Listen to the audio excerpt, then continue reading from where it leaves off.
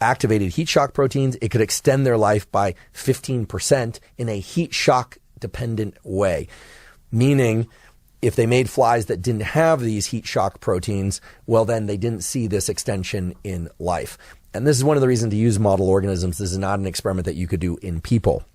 However, there have been interesting studies done in humans examining some of the downstream molecular pathways of deliberate heat exposure that point to the mechanisms by which deliberate heat exposure can help protect against different forms of mortality, improve health overall, and possibly, and I want to highlight possibly extend life. One such mechanism involves a genetic program involving a molecule called FOXO3. FOXO3 is a very interesting molecule because it's involved in DNA repair pathways. DNA repair is part of the process of remaining healthy. You know, we'd all like to think that we're born and based on the genes we have, we are healthy, then eventually we age and then we die.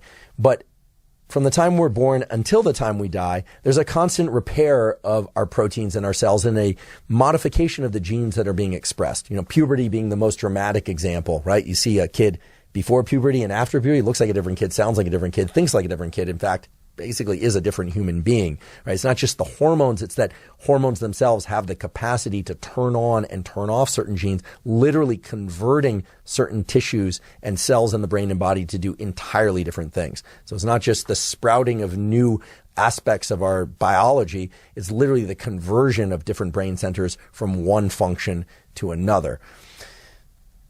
That's puberty, and we'll do a whole episode about puberty. We actually did an episode on sexual development that talks a little bit about those mechanisms. But the point is that throughout our entire lifespan, genes are being turned on, genes are being turned off. Genes are being turned on, genes are being turned off. And DNA, the stuff of genes, gets damaged in that process. FOXO3 sits upstream in a pathway related to DNA repair and, again, clearing of these senescent cells. Sauna exposure, in particular sauna exposure 2 to 3 times or ideally 4 to 7 times per week in that 80 to 100 degree Celsius range has been shown to upregulate levels of FOXO3. FOXO3 in turn upregulates pathways related to DNA repair and clearing out of these senescent or dead cells, which is known to be important for various aspects of maintaining cognition and other aspects of maintaining health. So these are the likely biological mechanisms for the improvements in lifespan, or I should say, these are the biological mechanisms that apparently offset some of the cardiovascular risk and other forms of mortality that were described earlier. One especially interesting thing about FOXO3, there are individuals out there that have either additional copies of FOXO3 or who have versions of FOXO3 that are hyperactive, so to speak.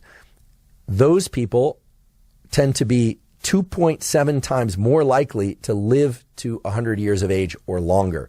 So these are people that were just naturally, unfortunately for them, endowed with more FOXO3, more clearance of senescent cells, more DNA repair, etc. For the rest of us, at least, to my knowledge, I don't have one of these health-promoting FOXO3 mutations. Remember, mutations can be beneficial or they can be detrimental. This, if your goal is to live longer, is a beneficial mutation. Well, if you don't have these FOXO3 mutations that allow you to be a centenarian at 2.7 times higher likelihood than other people, deliberate heat exposure is one way that you can increase FOXO3 activity. At this point in time, meaning when looking at the research out there, it isn't clear what the optimal sauna protocol is going to be specifically to increase FOXO3, and that's probably because there isn't one. There is no sauna protocol designed specifically to reduce cortisol or specifically to increase FOXO3 or specifically to activate heat shock proteins. Any deliberate heat exposure is likely to impact all of those mechanisms. Again, I encourage you to use this guide of 80 to 100 degrees Celsius as your kind of bookends for what you can tolerate and where you want to start and eventually transition to in terms of deliberate heat exposure. And I would encourage you to use that 5 to 20 minutes per session for the sauna as your rough guide of how long to remain in the sauna. Now, there was a study published just this last year that was mainly focused on deliberate cold exposure. I detailed this quite extensively in the episode on cold. This is the beautiful work of Susanna Soberg. And that study looked at deliberate cold exposure, but also sauna exposure. And that study found that 57 minutes per week of sauna exposure in conjunction with 11 minutes per week total of deliberate cold exposure was the threshold for getting improvements in metabolism and increases in brown fat, this very active fat tissue that improves mitochondrial function and thermogenesis, meaning heating of the body. We'll talk more about brown fat later. Why do I mention this? Well, for those of you that are interested in increasing metabolism, it does seem to be most beneficial to do that 11 minutes per week of cold exposure. Again, divided up across 2 or more sessions. So it's not 11 minutes all at once, but shorter sessions. And to get 57 minutes minimum per week of sauna exposure, again, in the temperature ranges that I've talked about here. And again, it's not 57 minutes in the sauna all at once. That's 57 minutes total per week as the minimum threshold. So you might divide that into 3 sessions of 20 minutes. And again, I don't think 57 is the magic number. It could be 60, it could be 64, it probably could be 55. Remember, your biological systems are not counting things off minute by minute, second by second, at least not in most cases.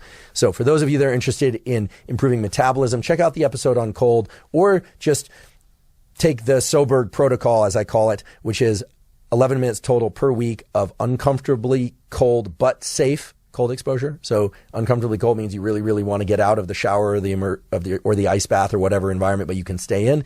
11 minutes total per week divided across a couple sessions, and then 57 minutes per week or so of deliberate heat exposure. Again, uncomfortably hot, but safe to stay in, probably divided up across 3 or more sessions.